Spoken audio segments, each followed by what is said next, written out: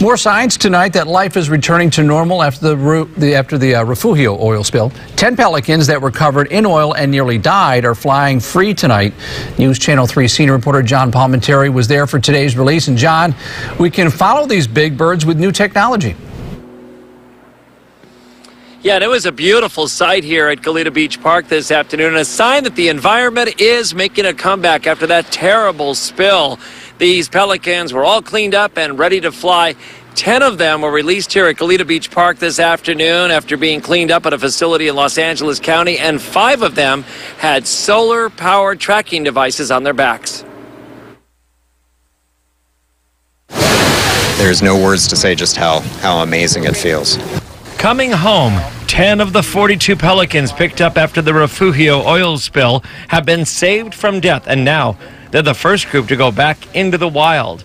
After the May 19th crisis, the oily birds were found near the Refugio State Beach disaster site and also recovered along the coastline down to Ventura County. Some could not fly. All had oil on their feathers and were about to die.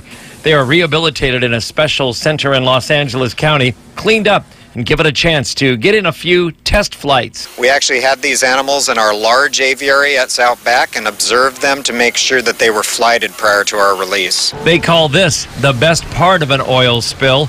At GOLETA Beach, the pelicans released in small groups flapped their wings and returned to the shoreline habitat. Seeing them as oiled as we saw early on, some of those pictures, and then seeing these animals taking off out of the carriers, it's an amazing reflection on that healing.